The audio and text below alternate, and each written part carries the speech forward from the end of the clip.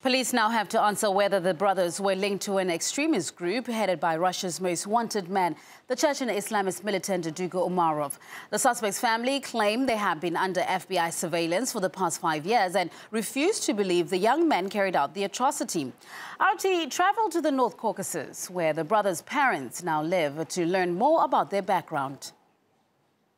Tamerlan Tsarnaev, an amateur boxer who dreamt of representing his adopted country, the United States. He claimed to have no American friends, but married a local woman, Catherine, and they shared a daughter. By contrast, his younger brother, Jahar, appeared well-adjusted, popular in high school, and even won a college scholarship. Yet suddenly they were revealed as the main suspects in the Boston Marathon bombings.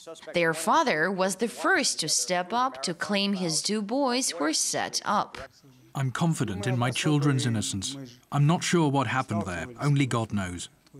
No one in the household ever owned any weapons. I think my children may have been framed.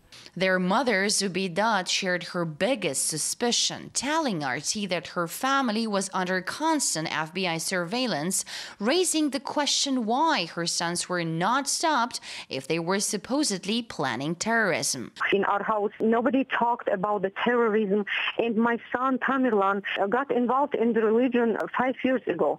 He was controlled by FBI like for 5 years.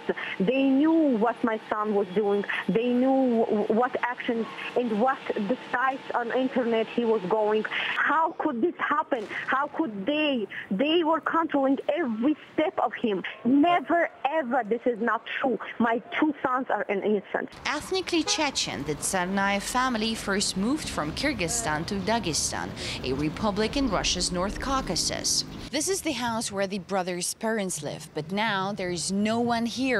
The Tsarnaev family are avoiding any contact with the media. Neighbors here are in deep shock at the news, in disbelief that any of this happening to the Tsarnaev family. I know the brothers very well from their childhood. We used to live in Chechnya together. I was their neighbor. Then we moved here. I know they couldn't have carried out the attack, and they couldn't have been involved in it. They spent most of their lives in the US, studied there, worked there. They didn't have any links with Wahhabists and other militants. The youngest brother, Jahar, on his page at the social network Vkontakte mentioned this school #1 in Makhachkala among those places where he used to study. However, here, very few people remember the Tsarnaev's brothers.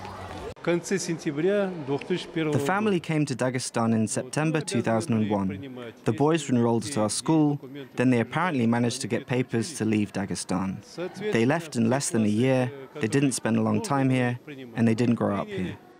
In search of a new life and new ambitions. Indeed, after a decade in the US, Jahar became an American citizen last year. But in that time, something or someone made the Tsarnaev brothers seemingly turn against the nation, which gave them asylum and in which they've spent the most significant part of their lives. Madina Kochno, RT, reporting from Russia's Dagestan Republic.